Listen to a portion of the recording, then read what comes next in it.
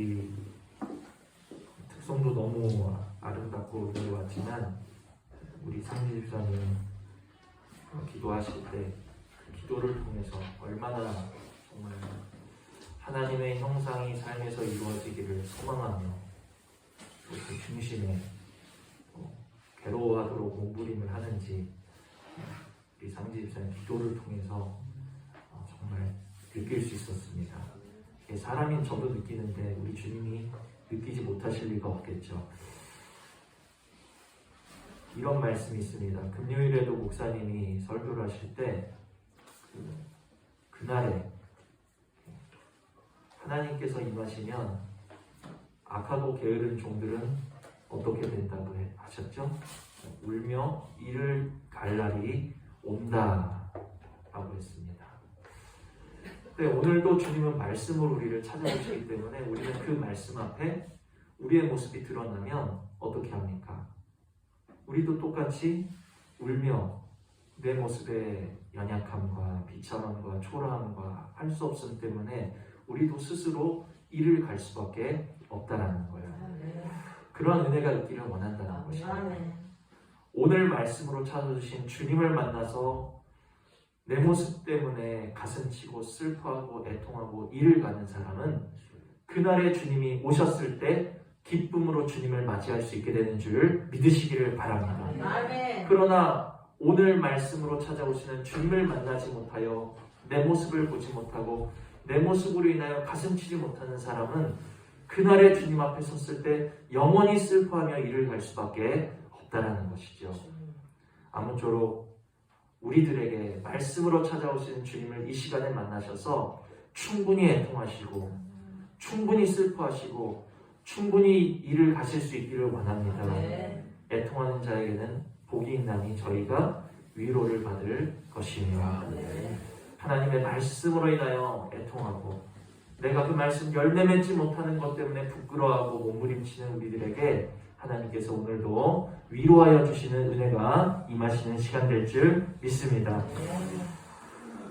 이제 말씀을 전하도록 하겠습니다. 예수님이 요한에게 세례 받으실 때를 배경으로 하고 있는 말씀이에요. 세례 받으시는 이 예수님은 그냥 뭔가 특별하고 뭔가 뛰어난 사람에 불과한 것이 아닌 지금 세례 요한에게 세례를 받는 이 사람은 바로 하나님의 아들, 성자 하나님이신 것을 지금 성부의 음성과 성령의 임재로 증거하시는 장면이 본문에 나와 있습니다. 하나님께서 이 아들을 뭐라고 증거하고 계십니까? 17절을 보시면 우리 17절 함께 읽습니다. 하늘로부터 소리가 있어 말씀하시되 이는 내 사랑하는 아들이요 내 기뻐하는 자라 하시니라. 아멘. 아멘. 우리들에게도 이와 같은 하나님의 증거가 임하시기를 주님의 이름으로 축복을 드린다는 거예요. 아멘. 하나님이 사랑하시고 하나님이 기뻐하시는 자에게는 어떤 일이 일어나는가? 예수님이니까 예수님에게만 그런 일이 일어났겠지? 그게 아니고 하나님이 사랑하시고 하나님이 기뻐하시는 자에게는 하늘문이 열린다는 것을 믿으시기를 바랍니다. 아멘. 하늘문이 열려지고 또 무엇을 부어주시는 거예요? 성령을 부어주신다라는 거예요. 하나님, 내가 오늘 하나님을 기뻐하기를 원합니다. 내가 오늘 하나님을 기쁘시게 하기를 원하겠사오니 이 시간에 하늘문을 여시고 성령의 충만한 임재를 우리 모두에게 허락하여 주시옵소서. 하나님의 사랑하시는 자요 하나님의 기뻐하시는 자라는 그 증거를 얻는 우리 행복한 교회 성도님들이 되셔서 하나님의 자녀된 모습으로 이 땅을 살아가시는 그러한 은혜가 있기를 주님의 이름으로 축복을 드립니다. 그래서 하나님 아버지께서 친히 세례 받으시는 예수님이 성자 하나님이신 것을 지금 증거하고 계세요. 지금 세례 받는 이 사람은 나의 사랑하고 나의 기뻐하는 아들이다 증거하시고 계시는데 오늘은 이 아들됨에 대한 말씀을 전하도록 하겠습니다. 이 성경 전체는요, 사실 성경 전체는 어려운 게 아니에요. 아버지와 아들에 관한 이야기가 성경의 이야기입니다. 그래서 참 많은 아들들이 성경에 등장하는 거예요. 그 중에서 구약은 아들은 아들인데 어떤 아들의 이야기를 보여주고 있는가? 탕자된 아들들의 이야기를 보여주고 있는 것이 구약입니다.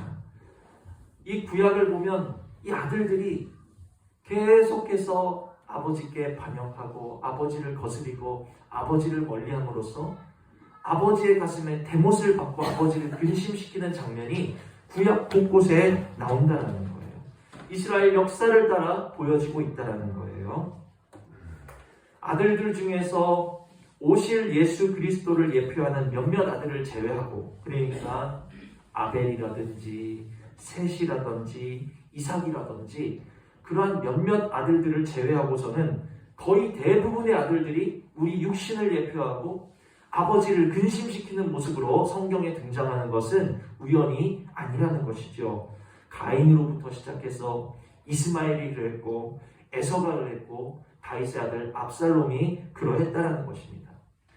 그러나 이런 특정 몇몇 아들들의 이야기를 벗어나서 더 나아가서 하나님께서 택하시고 자녀 삼으신 이스라엘은 어떠했습니까? 이스라엘 역사를 통해서 구약 전체에서 드러나는 이스라엘 모습은 계속해서 하나님의 말씀에 등 돌리고 하나님을 아버지라고 불러야 되는데 누구를 아버지라고 불러요? 바알을 향해서 내 아버지라고 부르고 하나님의 마음을 계속해서 근심시키다가 결국 어떻게 되었죠?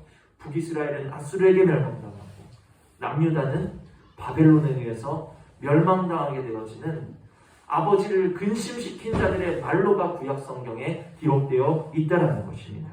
그래서 이처럼 구약은 하나님이 자녀 삼으신 아들들인데 그 아들들이 이스라엘이라는 모습으로 비춰지고 있어요.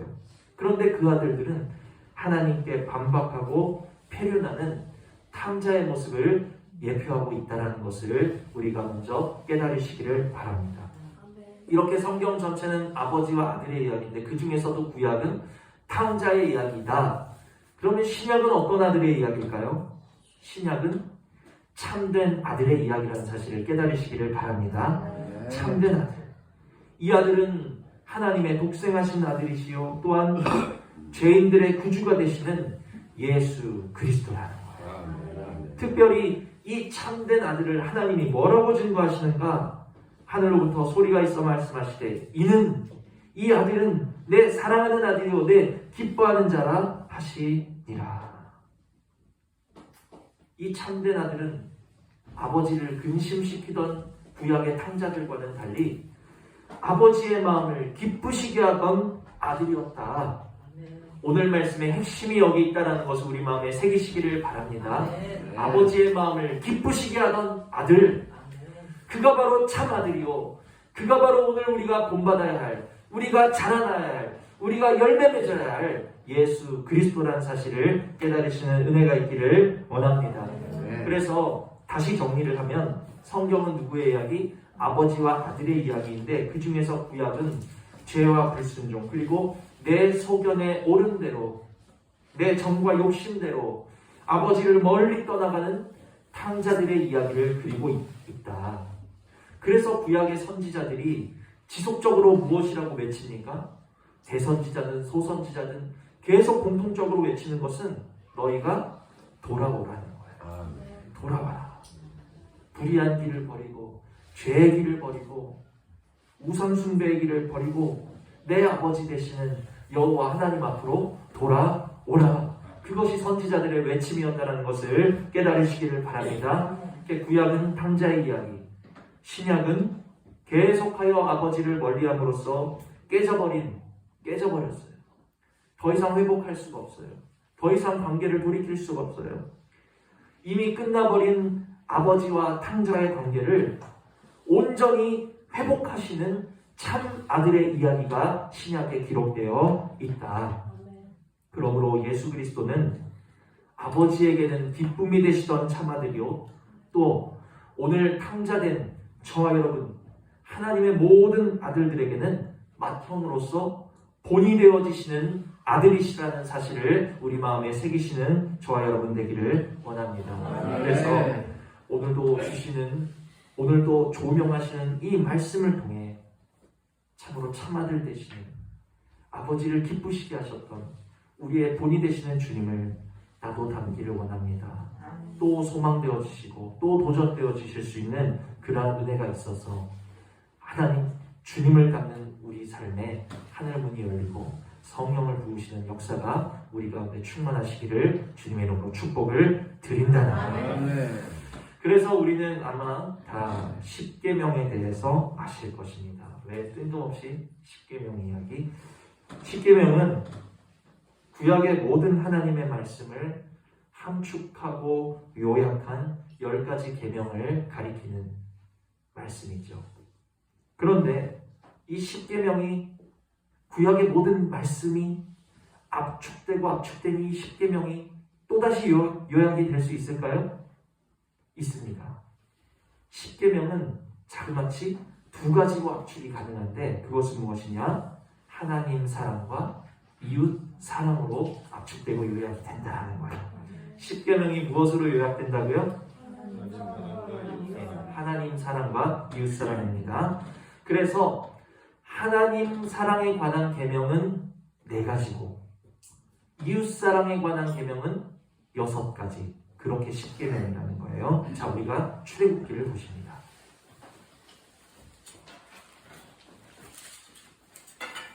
출애굽기 20장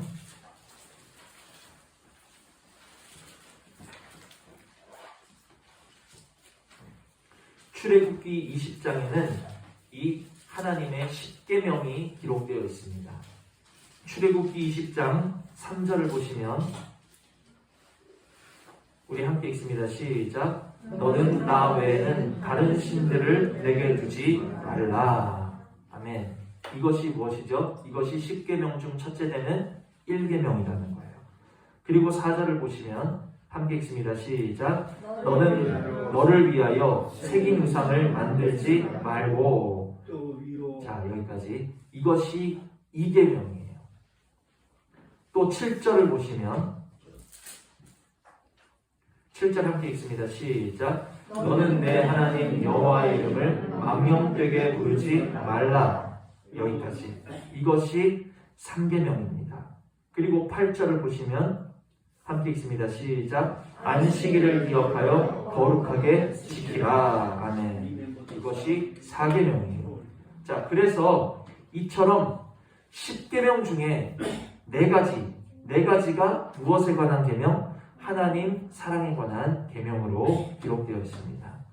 이제 이웃 사랑에 관한 계명을 볼 텐데요. 12절부터 보시면 12절 함께 읽습니다. 시작. 내 부모를 공경하라. 아멘. 이웃 사랑에 관한 첫 계명이자 5계명이 뭐예요? 내 부모를 공경하라는 말씀이에요. 그리고 13절을 보시면 읽습니다. 시작. 살인하지 말라. 이것이 6계명. 14절 시작. 간음하지 말라. 이것이 7계명. 15절 시작. 도둑질하지 말라. 이것이 8계명. 16절 시작. 내 이웃에 대하여 거짓 증거하지 말라. 이것이 9계명이고요. 17절 함께 읽습니다. 내 이웃의 집을 탐내지 말라. 자, 이것이 마지막 10계명입니다. 그래서 우리가 살펴봤다시피 이렇게 10계명은 하나님 사랑과 이웃 사랑으로 압축되고 있어요. 자, 그런데 궁금합니다. 10가지 모두 하나님에 관한 말씀만 주시지, 10가지 모두 하나님에 관한 계명만 주시지, 왜 10가지 모두를 하나님에 대한 계명으로 채우지 아니하시고 이웃 사랑에 대한 계명을 그것도 6가지나 채우셨을까? 궁금하시죠? 그런데 사실은 이 10가지 모두가 전부 하나님 사랑에 관한 계명이라는 거예요. 자, 마태복음 25장 40절 찾으실 수 있는 분은 찾으시는데 그냥 들으셔도 됩니다. 여기에는 아주 중요한 내용이 나와요. 마지막 날에 되어질 일에 대해서 예수님이 설교하시는 내용인데, 마지막 날에 하늘의 임금께서 이 땅에 임하셔서 복받을 자들과 저주받을 자들을 나누십니다. 그리고 복받을 하나님의 자녀들, 복받을 의인들에게 뭐라고 말씀하시냐? 너희가 나를 대접하였기 때문에 나도 너희를 대접하고 너희가 나를 선하게 대우했기 때문에 나도 너희에게 상급을 준다. 이렇게 말씀하시는 거예요. 그러자 하나님 앞에 복받을 하나님 앞에 그 의인들이 뭐라고 되묻는가? 주님, 우리가 어느 때에 주님을 대접하였고 우리가 어느 때에 주님을 공개하였습니까? 이렇게 되묻는 거예요. 자, 눈으로 하나님 보신 적 있으신 분? 하나님은 영이셔서 우리 눈에 보이지 않는다는 거예요.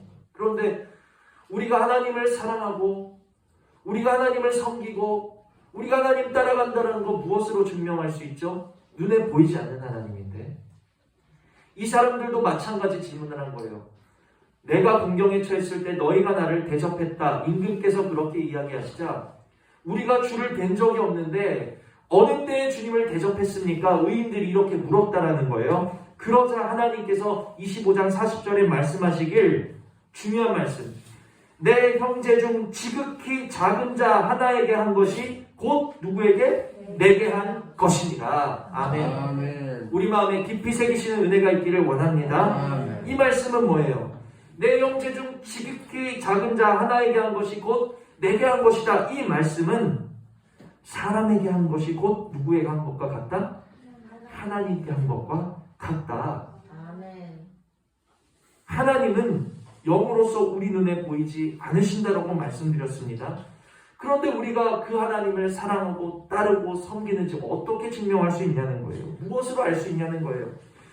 우리가 눈에 보이지 아니하는 하나님을 사랑하는 증거는 눈에 보이는데 이웃을 사랑하는 모습으로 증거되어 진단한 사실 우리 마음에 깊이 새기시는 은혜가 있기를 원합니다. 아멘.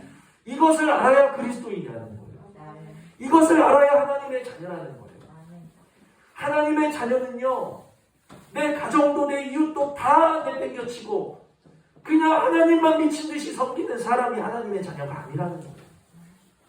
하나님을 사랑하는 만큼 내 옆 사람을 사랑하고 하나님을 섬기는 만큼 내 옆 사람을 돌아보고 내가 하나님을 사랑하고 내가 하나님을 따르는 만큼 내가 내 이웃을 사랑하고 기쁘게 할 수 있는 사람, 그런 역량을 지닌 사람들이 바로 그리스도인이요 하나님의 자녀라는 사실을 기억하셔야 된다는 것입니다. 이 땅에 많은 그리스도인들이 반쪽짜리 신앙생활을 하고 있다는 거예요. 하나님만 사랑하면 다 되는 줄 알아. 아니요. 나무는 어떤 것으로 알 수 있다? 열매로서 알 수 있다. 열매를 보아 나무를 안다라고 말씀하셨어요. 내가 하나님을 사랑하는지, 내가 하나님을 중심으로 사랑하고 경외하는지는 우리가 이웃을 대하는 모습을 보면 알 수 있다라는 말씀이라는 것을 기억하시기를 바랍니다. 자, 그러니까 하나님 사랑에 대한 1부터 4계명, 하나님 사랑에 대한 10계명 중에 그 4가지 계명을 지키는지 아니 지키는지 알 수 있는 방법이 있을까요? 있죠. 이웃사랑에 관한 나머지 5부터 10계명, 나머지 6가지 계명을 지키느냐 아니 지키느냐로 하나님 사랑에 대한 계명을 지키느냐 지키지 않느냐를 알 수 있다라는 것을 기억하시기를 바랍니다. 아멘. 그래서 마태복음 12장 33절에 열매를 보아 나무를 안다고 하셨잖아요. 하나님을 사랑하는 자들이 맺을 수밖에 없는 열매는 이웃 사랑이라는 사실을 우리 마음에 깊이 새기시는 은혜가 있기를 원합니다. 아멘. 그러므로 이웃 사랑이라는 것은 하나님 사랑에 대한 무엇과 같다? 열매와 같다. 열매다. 이웃 사랑하라고 하셨지, 하나님의 말씀을 지켜야 구원이지, 구원받기 위해서 사랑하는 것이 아니고 내가 이미 하나님을 사랑하기 때문에 열매로서 이웃사랑은 나타난다라는 것을 우리 마음에 깨달으셔야 된다라는 거예요. 그러므로 하나님 사랑과 이웃사랑이라는 것은 결국 모두가 하나님 사랑에 관한 것과 같은 것이고 이웃사랑이라는 것은 열매와 같다라는 것을 우리가 깨달으시는 은혜가 있기를 원합니다. 그래서 처음에 제가 드린 질문이 왜 10가지 계명 중에 4가지만 하나님을 향한 계명이고 나머지 6가지는 이웃을 향한 계명일까요? 그런데 10가지 모두가 사실은 하나님을 향한 계명이다 하는 것을 제가 지금까지 설명을 드린 거예요. 아멘. 자, 그래서 이 10가지 계명 모두가 사실은 하나님 사랑과 이웃 사랑에 대한 계명이 모두 하나님을 향한 계명인데, 이 10가지 계명 중에 오늘 저와 여러분이 특별히 주목하셔야 되는 계명이 있으니 바로 5계명입니다. 무엇이었죠? 내 부모를 공경하라. 내 부모를 공경하라. 우리가 오늘 이 5계명에 주목하셔야 되는 이유는 하나님 아버지는 어떤 분이십니까? 온 우주 만물의 창조주가 되시고 온 우주 만물을 소유하고 계시는 주인이시며 그 온 우주 만물을 당신의 능력과 당신의 뜻대로 섭리의 역사대로 마음껏 다스리고 유지하시고 운행하시는 능력과 위엄이 충만하시고 그 아버지 하나님께는 부족한 것이 없는 분이라는 사실 우리가 아셔야 된다는 거예요. 그런데 이처럼 높으시고 영광이 크시고 위대하시고 부족한 것이 없으신 그 아버지께서 단 한 가지 아버지의 자녀들에게 받고 싶으신 그 단 한 가지를 말씀하신 게 뭐예요? 5계명이다. 하나님은 부족하신 게 없으신 분인데 온 우주 만물을 창조하시고 다스리시고 소유 삼으신 분이 뭐가 부족하시겠냐는 거예요. 그런데 그런 분이랄지라도 단 한 가지 자녀된 우리들에게 받고 싶은 것이 있으신데 그것이 뭐다? 5계명, 내 부모를 공경하라. 하나님은 저와 여러분에게 공경받기를 원하고 계시다는 것을 기억하시기를 바랍니다. 나를 공경해달라고 그거예요. 하나님을 공경해달라고 그거예요. 참 우리가 뭐라고요? 너무 놀라운 말씀인 거예요. 다른 계명을 살펴보자면요. 자, 13절부터 17절까지 이 6에서 10계명인데 한번 공통점을 찾아보세요. 읽어보실까요? 시작. 살인하지 말라. 간음하지 말라. 도둑질하지 말라. 내 이웃에 대하여 거짓 증거하지 말라. 내 이웃의 집을 탐내지 말라. 아멘. 이웃 사랑으로서 하나님 사랑에 대한 열매로서 이 다른 계명들의 공통점 찾으셨습니까? 뭐죠? 맞아요. 하지 말라는 거예요. 전부 다 말라요. 하지마. 살인하지 마. 간음하지 마. 도둑질하지 마. 거짓 증거하지 마. 내 이웃의 집을 탐내지 마. 모두 뭐예요? 말라는 거예요. 하지 말라는 거예요. 다 하지 마는데 그러나 단 한 가지 자녀로서 너희가 단 한 가지만 나에게 해줄래? 그게 뭐예요? 너를 만들고 너에게 생명을 주고 너를 구원한 나를 공경해 줄래? 이것이 단 한 가지 하나님이 우리에게 받기 원하시는 유일한 한 가지라는 사실을 우리 마음에 새기시는 은혜가 있기를 원합니다. 그러면 이 5에서 10계명이 열매로서의 계명이라고 말씀을 드렸는데 하나님 사랑에 대한 어떤 계명과 또 이 계명이 연결이 될까요? 자, 1부터 3계명을 보시면 1부터 3계명까지도 또 다 하지 말라예요. 무엇입니까? 나 외에 다른 신을 두지 말라.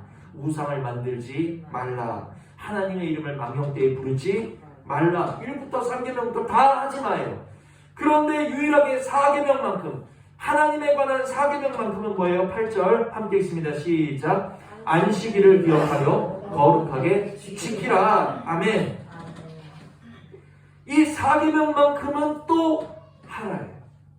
그러니까 하나님 사랑에 대한 4계명하고 열매에 대한 5계명하고 연결이 된다는 것을 깨달으시기를 바랍니다. 안식일을 기억하여 거룩하게 지키는 거 하고 내 부모를 공경하는 거 하고 어떻게 연결이 된다는 걸까? 두 가지로 연결할 수 있다는 거예요. 여러분, 안식일을 기억하여서 거룩하게 지킨다는 것은 우리가 하나님 아버지를 어떻게 하는 행위? 공경하는 행위라는 것을 깨달으실 수 있는 은혜가 있기를 원합니다. 그러므로 우리가 오늘 모여서 하나님의 시간을 기억하여서 하나님의 시간을 거룩히 구별하여서 예배하는 것은 우리가 하늘아버지를 공경하는 모습이라는 것을 깨달으시기를 바랍니다. 또한 아버지를 공경하는 자가 드릴 수 있는 최선의 행위, 아버지를 공경하는 아들로부터 하나님이 받고 싶어 하시는 최선의 행위는 무엇이다? 우리들이 거룩하게 예배하는 모습이다 하는 것을 깨달으시는 저와 여러분 되시기를 원합니다. 아멘. 이것이 첫 번째예요. 두 번째 중요한 것은 무엇이냐? 어떻게 안식일을 기억하여 거룩하게 지키는 것하고 내 부모를 공경하는 것이 어떻게 연결될 수 있느냐? 두 번째, 이게 중요한데요. 우리 사람들이 모여서 하나님 앞에 예배하는 것이 어떻게 거룩해질 수 있을까요? 어떻게 하면 거룩한 예배를 드릴 수 있죠? 거룩한 예배의 기준이 뭡니까? 뭔가 무겁고 엄숙하고 경건하게 드리면 거룩한 예배일까요? 아니죠. 시간을 들여서 예배하라고 하셨으니까, 뭔가 억지로 그냥 명령하셨으니까 그 명령에 따르는 마음으로 수동적으로 드리는 예배가 거룩한 예배일까요? 그것도 아닙니다. 여러분, 거룩하게 드리는 예배라는 것은요, 5계명의 답이 있는 거예요. 하나님 아버지를 공경하는 마음, 하나님을 공경하는 중심으로 드리는 예배가 거룩한 예배라는 사실을 깨달으시는 은혜가 있기를 원합니다. 신령과 진정으로 예배할지니, 하나님을 사랑하는 신령과 예배하는 자는 신령과 진정으로 예배할지니라고 하셨는데, 신령과 진정의 중심에 뭐가 있냐는 거예요. 신령과 진정의 중심에는 아버지를 공경하는 마음이 담겨있다는 사실을 깨달으시는 저와 여러분 되시기를 원합니다. 아무리 이 시간에 화려하고 무겁고 엄숙한 예배를 드린다 할지라도 우리가 수동적으로 그냥 하나님이 명령하셨으니까 공경하는 마음이 없이 드리는 예배는, 그것은 하나님이 거룩하게 받으실 수 없는 예배다. 그러나 여기 모인 적은 무리가 우리 마음에 하나님 공경하는 마음을 담아가지고 하나님 공경하는 마음으로 예배를 드린다면, 이 예배는 지구상 어떤 예배보다 거룩한 예배라는 사실을 깨달으시는 은혜가 있기를 주님의 이름으로 축복을 드립니다. 그래서 지금까지 말씀을 정리하자면, 성경 전체는 아버지와 아들에 관한 이야기, 이 이야기 속에 세 부류의 사람들이 나오는 거예요. 도저히 아버지와 관계를 어찌해 볼 수 없는, 회복할 수 없는, 회생 불가능한 탕자들이 나오고, 그러한 탕자들을 구원하시고 아버지와의 관계를 다시 회복시키는 참아들 예수 그리스도가 나온 것이고, 마지막으로 이 아들들에게서 단 한 가지 무엇을 바라시는, 공경함을 바라시는 아버지가 이 성경 말씀 속에 등장하고 있다. 이것이 성경의 이야기이다. 우리 마음에 새기시는 은혜가 있기를 원합니다. 하나님 아버지께서 저와 여러분에게 바라시는 한 가지가 뭐라고요? 한 가지가 뭐라고요? 헌금 많이 하는 겁니까? 공경하는. 자, 그렇다면 이제 가장 중요한 공경이 무엇인지 우리가 살펴보겠습니다. 처음에 제가 말씀드리기를, 주님은 참 아들이시오 우리들의 본이 되어지시는 맏아들이라고 말씀을 드렸어요. 주님께서 우리에게 본을 보이셨는데 어떤 본을 보이셨냐는 거예요. 그 본은 바로 아버지를 공경하는 본, 아들로서 아버지를 공경하는 그 한 가지의 본을 보이셨다는 사실을 깨달으시기를 바랍니다. 이 참아들에 대해서, 이 아버지를 공경하는 아들에 대해서 아버지가 증거하신 것이 바로 오늘 본문이라는 거예요. 다시 본문을 돌아오셔서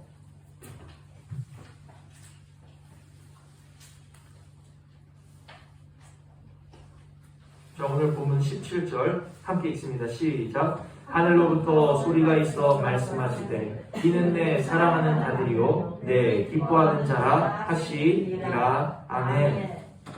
그러니까 이 17절은 그냥 쓰신 말이 아니에요. 그냥 예수님을 나타내는 말이 아니라, 예수님께서 어떻게 아들로서 어떻게 아버지를 공경하신 분인지를 자세하게 기록하신 말씀, 하나님이 친히 아버지로서 아들을 증거하고 계시는, 아들이 어떤 아들이다라는 것을 지금 증거하고 계시는 말씀이 17절이라는 사실을 깨달으시기를 바랍니다. 그래서 우리는 하나님께서 아들을 증거하신 이 본문 속에서 마침내 공경의 진짜 의미를 찾을 수 있게 되는 것이죠. 여러분, 공경이라는 것은요, 하나님이 우리에게 받고 싶어 하시는 공경이라는 것은 무엇입니까? 아버지를 기쁘시게 하는 것이 공경의 핵심이라는 것을 우리 마음에 새기시기를 바랍니다. 하나님께서 온 우주 만물을 창조하신 무엇 하나 부족함이 없으신 아버지신데, 그 아버지가 우리에게 바라시는 한 가지가 뭐다? 공경이다. 우리는 아버지를 공경함으로써 거룩하게 예배를 드릴 수 있다. 그런데 공경이 뭐냐는 거예요. 공경은 아버지를 기쁘시게 하는 것이 공경이다. 아버지를 기쁘시게 하고자 하는 마음이 공경의 핵심이다. 아버지를 기쁘시게 하고자 하는 이 마음의 중심이 있는 사람은 늘 무엇을 생각하는 사람이겠습니까? 아버지가 무엇을 기뻐하실까? 내 삶의 문제를 만났을 때 이 문제 앞에서 내가 어떻게 하는 것이 아버지의 기쁨이 될까? 관계 속에서 내가 어떤 선택을 해야 아버지의 기쁨이 될까? 어디를 가든 무엇을 하든 누구를 만나든 내가 어떤 모습을 해야 아버지의 기쁨이 될 수 있을까? 이것이 아버지를 공경하는 아들의 중심이라는 사실을 깨달으시기를 바랍니다. 우리에게 이러한 중심이 있기를 원한다. 참아들 되신 예수 그리스도가 우리 안에 생명을 주셨는데, 그 생명 가운데 우리가 가장 먼저 싹을 틔우고 열매를 맺어야 될 마음은 아버지를 공경하는 마음이라는 사실을 깨달으시기를 바랍니다. 근데 이 공경하는 마음이 뭐라고요? 공경이라는 것은 아버지를 기쁘시게 하는 것이 공경이다. 기쁨의 핵심이 있다는 거예요. 신앙생활의 핵심이, 내가 삶을 살아가는 이유와 목적이 나의 기쁨에 있는 것, 육신의 기쁨에 있는 것이 아니라 누구의 기쁨에 있는 거예요? 하나님 아버지의 기쁨에 있는 거예요. 우리의 숨쉬는 목적, 우리의 살아가는 모든 이유, 우리가 관계 맺고 우리가 만나는 모든 일 가운데 하나님의 기쁨을 먼저 생각하실 수 있는 은혜가 있기를 주님의 이름으로 축복을 드립니다. 자, 물론 이 공경이라는 단어의 사전적인 의미는요, 공손히 받들어 모심이라는 뜻이에요. 이 의미를 여러분들이 모르시리라 생각하지 않습니다. 그런데 여기 어떤 사람이 있어요. 어떤 사람이 있는데 많은 재물을 가진 사람이에요. 많은 재산을 가진 부모가 있습니다. 그런데 자녀가 그 부모의 재산을 얻기 위해서 부모를 공손히 받들어 모신다면 그게 공경일까요? 재산을 얻기 위해서 부모를 공손히 받들어 모시는 아들, 그게 공경하는 아들의 모습입니까? 겉으로 보면 겉모습은 공경일지 모르겠지만요, 그 중심은 결코 공경이라 할 수 없다. 왜냐하면 오늘 주님이 보여주신 공경의 핵심은 공손히 받들어 모시는 것 정도가 아니라 더욱 그 중심이 되어지는, 아버지를 기쁘시게 하고자 하는 동기, 아버지를 기쁘시게 하고자 하는 그 마음, 그 마음으로부터 출발하는 것이 바로 공경의 핵심이라는 거예요. 문제는 우리 역시도 아버지를 공경해야 되는데, 우리가 공경해야 될 아버지, 우리가 섬겨야 될 아버지, 우리가 따라야 될 아버지는 우리의 어디를 보시는 분이십니까? 우리의 겉모습을 보시는 분이 아니라 우리의 중심을 꿰뚫어 보시는 분이라고 사무엘상 16장 7절에 밝히 기록하여 주셨다. 주님 우리의 중심을 보시는 분인데, 겉모습으로 내가 수동적으로 주님을 섬기고 따르고 겉모습의 신앙생활 잘하는 사람은 많이 있어요. 그러나 그것이 하나님 보실 때 네가 나에게 응답받기 위해서, 축복받기 위해서, 문제 해결받기 위해서, 만사형통 얻기 위해서, 무언가를 얻기 위해서 아버지를 공경하는 모습은 결코 중심을 보신 하나님의 눈에 공경이 될 수 없다. 우리가 모시는 하나님 아버지께서 네가 나를 공경하는구나, 네가 나를 사랑하는구나 라는 인정을 받기 위해서는 우리도 예수님처럼 아버지를 기쁘시게 하고자 하는 중심이 필요하다는 것을 제가 지금까지 말씀을 드립니다. 오늘의 말씀은요, 너무너무 중요한 말씀입니다. 이것이 되지 않은 그리스도인과 이것이 된 그리스도인은 겉모습은 어떨지 몰라도 주님의 눈으로 보실 때는 하늘과 땅 차이라는 것을 기억하시기를 바랍니다. 아멘. 오늘의 말씀은 기초인 동시에 완성이라는 거예요. 성경 전체가 예수 그리스도를 이야기하고 있어요. 예수 그리스도를 통해서 죄인들을 구원하시고 또 예수 그리스도의 생명을 통해서 우리가 예수 그리스도의 성품과 형상까지 자라나기를 성경 전체가 말씀하고 계시는데, 우리가 예수 그리스도의 어떤 성품까지 어떤 모습까지 자라나기를 아버지가 바라보고 계시느냐? 바로 아버지를 기쁘시게 하고자 하는 마음의 중심을 가진 자고 우리가 거듭나고 거듭나기를 하나님께서 바라고 계신다는 것을 깨달으시기를 바랍니다. 우리는 재산을 물려받기 위해서 부모에게 공경하는 척하는 사람들을 보고 속되다고 손가락질할 거예요. 저런 가증한 사람. 그러나 하나님의 눈으로 보실 때 대다수의 그리스도인들이 그런 신앙생활을 하고 있다는 거예요. 복받기 위해서 하나님을 섬기고 응답받기 위해서 하나님을 따르고, 내가 하나님을 기쁘시게 하는 것이 신앙의 동기가 되는 것이 아니라 무언가를 받고 이루기 위해서 하나님을 잘 섬긴다? 하나님 보실 때도 속되고 가증한 모습이라는 사실을 깨달으셔야 된다는 것이죠. 그것은 아버지를 공경이라고 할 수가 없습니다. 아버지를 기쁘시게 하고자 하는 마음의 중심, 우리의 모든 것이 거기서부터 출발하셔야 된다는 사실을 깨달으시기를 원합니다. 오늘의 말씀이 정말 우리에게 이루어지기를 원해요. 주님은 어떤 분이셨습니까? 하나님의 본체이셨음에도 가장 낮고 천한 모습으로 오셨어요. 십자가에 감당하셔야 될 그 저주가 너무나도 무거우셔서 울면서 기도하셨습니다. 이 잔이 내게서 떠나가기를. 그런데 그것도 잠시 이내 아버지 뜻대로 하시옵소서. 예수님이 왜 이렇게 기도하셨을까요? 왜 이렇게 낮아지셨을까요? 왜 이렇게 죽기까지 복종하셨을까요? 내가 십자가를 지면 아버지 보좌를 나에게 물려주시겠지? 이런 마음이 있었을까요? 그게 아니고, 예수님의 중심은 예수님이 모든 것을 참으시고 모든 것을 감당하시고 죽음까지 복종하신 이유는 이것이 아버지의 기쁨이 된다는 것을 아셨기 때문입니다. 아멘. 예수님의 모든 동기는 아버지의 기쁨이었다는 사실을 깨달으시기를 바랍니다. 아멘. 여러분 이해하시겠어요? 아멘. 우리의 삶의 모든 동기가 아버지를 기쁘시게 하는 것이 되어야 된다는 말씀을 드리는 거예요. 지금 아멘. 그것이 우리의 힘으로는 될 수가 없어요. 우리는 뼛속까지 탕자인 사람들이기 때문이에요. 그러나 무엇으로 되겠습니까? 모범을 보이신 참아들 되시는 예수 그리스도가 십자가에서 무엇을 나누어 주셨어요? 우리에게 생명을 나누어 주셨어요. 아멘. 주님의 씨앗을 우리 안에 심어 주신 거예요. 아멘. 그럼 우리는 뭐라고 기도하셔야 되겠습니까? 이 씨앗을 자라나게 하시고 열매 맺게 하실 하나님 아버지에게 우리 기도하셔야죠. 주님, 나도 내 맏형 되시는 우리 맏아들 되시는 예수 그리스도와 같이 나도 하나님의 기쁨이 되어지기를 원합니다. 아멘. 내 삶의 모든 동기가 하나님의 기쁨으로 인해서 움직여지는 내 삶이 되어지기를 원합니다. 아멘. 하나님의 기쁨이 동기가 되어지는 사람의 예배는 다를 수밖에 없고, 아멘. 하나님의 기쁨이 되어지기 위해서 사는 사람의 삶의 모습은 다를 수밖에 없다라는 거예요. 나의 유익을 구하지 않는다라는 거예요. 하나님의 기쁨을 구하고 하나님의 유익을 구하는데 어떻게 예배하지 않고 어떻게 사랑하지 않고 어떻게 열매 맺지 않을 수 있겠냐는 거예요. 여러분, 이 한 가지 말씀, 부모 공경에 대한 말씀만 우리 안에 제대로 심어져도요, 우리 삶은 180도 바뀐다는 것을 믿으시기를 바랍니다. 공경은 뭐가? 아버지를 기쁘시게 하는 것이다.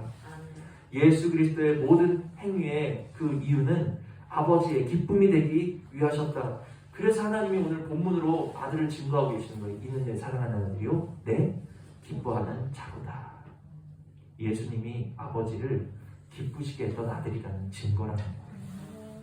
우리도 이러한 증거 받으실 수 있기를 주님의 이름으로 축복을 드립니다. 아멘. 주님, 내가 이러한 증거를 얻는 자 되게 하여 주시옵소서. 십자가에서 당신의 생명을 우리에게 주셨으니 당신의 마음 또한 나에게 허락하여 주시어서 나도 아버지의 기쁨을 위하는 자가 될 수 있도록 은혜 내려 주시옵소서. 아멘. 그로 인해 우리가 살아가는 이유도 아버지의 기쁨 때문이요, 우리가 예배하는 것도 아버지의 기쁨 때문에 예배하고, 우리가 서로 관계하는 것도 아버지의 기쁨 때문에 관계하고, 우리가 숨쉬는 모든 목적이 아버지를 참되게 공경하는 아버지의 기쁨을 위한 삶이 되기를 축복하고 소망을 드린다는 거예요. 자, 그렇다면 아버지를 공경하는, 아버지의 기쁨이 되기 원하는 아들들이 맺는 열매가 따로 있을까요? 아까 십계명에서 하나님 사랑하는 자가 맺는 열매가 뭐라고 말씀드렸죠? 이웃사랑의 열매를 맺는다고 말씀을 드렸죠. 마찬가지로 아버지를 공경하는 사람, 눈에 보이지 않는 하나님 아버지를 내가 공경하는지 어떻게 알아요? 눈에 보이지 않는 하나님을 내가 중심으로 기쁘시게 하는, 하나님의 기쁘심을 위하여 살아가는지, 제가 하나님의 기쁘심을 위하여 살아가는지, 저의 기쁨을 위하여 살아가는지 여러분들이 아실 수 있겠습니까? 아실 수 있다. 고린도후서를 보십니다.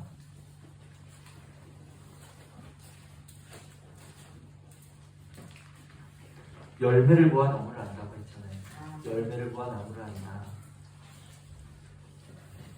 고린도후서 1장 24절입니다. 고린도후서 1장 24절. 고린도후서 1장 24절. 고린도 교회에 쓴 바울의 편지인데요. 바울은 어떤 사람이었느냐? 고린도후서 1장 24절 함께 읽습니다. 시작. 우리가 너희 믿음을 주관하려는 것이 아니오 오직 너희 기쁨을 돕는 자가 되려 함이니 이는 너희가 믿음에 섰음이라. 아멘. 오늘 여기 정목사라는 사람이 여러분들을 위해서 기도하고 말씀을 전하고 모든 노력을 기울여서 여러분들을 제 마음대로, 제 생각대로, 저의 어떠한 철학대로 움직이려는, 주관하려는 사람이 된다면 저는 사뿐의 열매를 맺고 있는 것입니다. 그러나 제가 여러분의 기쁨을 돕기 위해서 이 자리에 선다면 저는 예수님 닮은 열매를 맺고 있다는 거예요. 여러분들 앞에 서 있는 이 목자가 그러한 목사가 되어지기 위해서 여러분들은 날마다 기도하셔야 될 줄 믿습니다. 우리 교회 목사님이, 우리에게 세워주신 목사님이 나를 주관하는 삭군과 같은 목자가 되지 아니하고 주님과 같이 주님이 아버지의 기쁨을 구하셨듯이 그 열매를 따라 우리의 참된 기쁨을 구하게 되어지는 그러한 목자가 될 수 있도록 은혜 내려달라고 목회자를 위해서 늘 기도를 부탁을 드립니다. 바울은 어떤 사람이었느냐? 바울은 많은 교회를 세우고 많은 고생을 하고 주를 위해 많은 헌신을 하고 지금 사도 중에 사도라고 인정받는 그러한 사람이었어요. 그런데 그 사도 바울이 고백하기를 내가 이렇게 수고하고 내가 이렇게 갇히고 내가 이렇게 매맞고 내가 너희를 위해서 이렇게 고생하는 것은 너희를 주관하려는 것이 아니다. 무엇이다? 너희의 기쁨을 도우려 한다. 아멘. 할렐루야. 아멘. 이게 열매라는 거예요. 아멘. 이게 누가 맺는 열매예요? 중심으로 하나님의 기쁨을 구하는, 중심으로 아버지를 공경하는 자녀들이 맺을 수 있는 최선의 열매가 바로 이웃의 기쁨을 구하는 모습으로 나타난다는 것을 믿으시기를 바랍니다. 아멘. 그래서 오늘 말씀을 통해서 우리 상지 집사님처럼 나를 돌아보시면 어떤 모습이 나야 될까요? 부끄러움이 나오셔야 된다는 거예요. 내 안에 주님의 생명을 주셨다고 했는데 아버지를 공경하시고 아버지의 기쁨을 위하셨다는 주님의 마음을 주셨다는데 왜 나는 아직도 내 가장 작은 지체, 내 옆사람, 여기서 말씀이요 어디 누구 나 얼굴도 모르는 어디 먼 곳 가서 아무도 모르는 다른 사람, 불쌍한 사람 도우라는 말씀이 아니에요. 여러분, 오늘 내 남편, 오늘 내 아내, 오늘 내 자녀가 가장 먼저 이 열매를 맺어야 할 대상이라는 사실을 깨달으신 은혜가 있기를 원합니다. 내 가정 안에서도 열매를 맺지 못하면서 어떻게 남한테 가서 열매를 맺겠냐고요. 하나님, 내가 하나님을 마음으로 정말 주님을 기쁘시게 하고자 하는 그런 마음과 열정이 내게 있다면 그 열매가 내 가정 속에서 드러날 수 있도록 은혜 내려 주시옵소서. 아멘. 기도하셔야 된다는 거예요. 다른 사람 쳐다보실 필요 없어요. 이 말씀은 나에게 주시는 말씀이지. 내가 맺어야 되는 말씀이라는 것입니다. 이 말씀 앞에서 내가 부끄러우셔야 된다라는 거예요. 저는 너무나 부끄럽다는 거예요. 우리 상지 집사님처럼 이 말씀이 저를 슬프게 하고 이를 갈게 하는 말씀이에요. 그러나 오늘 이 말씀을 통해서 우리가 슬퍼하고 이를 간다면 그날에 주님 오실 때 우리는 기쁨으로 주님을 맞이할 수 있게 되는 줄 믿으시기를 바랍니다. 아멘. 주님, 눈에 보이지 아니하는 하나님을 사랑하는 자는 눈에 보이는 바 내 옆사람을 사랑하는 자라고 하셨습니다. 눈에 보이지 아니하는 하나님의 기쁨을 구하는 사람은 보이는 바 내 이웃의 기쁨을 위하는 자라고 하셨습니다. 나도 그래야겠지만, 오늘 설교하는 저도 그래야 되겠지만, 주님 다시 오시는 그날에 우리가 이와 같이 하나님을 기쁘시게 하고 이웃의 기쁨을 먼저 구하는 모습으로 하나님 앞에 서게 된다면 저는 너무너무 자랑스러울 것 같아요. 주님 앞에서. 그러한 모습으로 우리가 주님 앞에서 다시 만나시는 은혜가 있기를 축복을 드립니다. 아멘. 그래서 오늘의 말씀을 정리합니다. 히브리서 11장 6절에 이런 말씀이 있습니다. 믿음이 없이는 하나님을 기쁘시게 할 수 없나니. 주님, 아버지를 기쁘시게 하셨던 주님의 마음을 오늘 나에게 주시고 그 모든 것 위에 하나님을 기쁘시게 하는 믿음의 선물을 나에게 아낌없이 부어주시어서 나의 삶이, 나의 숨쉬는 모든 순간이 오직 하나님의 기쁨을 먼저 구하는 삶이 될 수 있도록 은혜 내려 주시옵소서. 또한 열매를 보아 나무를 안다고 하셨는데 하나님의 사랑을 구하는 내게서 이웃을 미워하는 모습은 어찌 됩니까? 하나님의 기쁨이 되기 원하는 내 삶에서 이웃을 용서하지 못하는 내 모습은 어찌 됩니까? 가슴치고 애통하시면서 주여, 미움의 열매, 용서하지 못하는 열매, 긍휼이 없는, 참으로 주님 닮지 못하는 내 옛 육신의 성품들은 십자가에 온전히 못 박아주시고 주님을 사랑하는 마음으로 이제는 형제의 기쁨을 돕는 참된 열매가 맺어지는 우리의 행복한 교회가 되게 하여 주시옵소서. 이처럼 아버지의 기쁨 되기를 소망하는 우리들에게 하나님 아버지께서 이는 내 사랑하는 아들이요 내 기뻐하는 자라고 친히 증거하신 것처럼 하나님의 기쁨이 되어지기 위해서 이제 몸부림치는 우리의 삶에 하늘문을 여시고 성령의 충만함을 기름 부어주시는 행복한 교회 성도님들 되시기를 주님의 이름으로 축복을 드립니다. 들으신 말씀 생각하시면서 우리 잠시 기도하시겠습니다.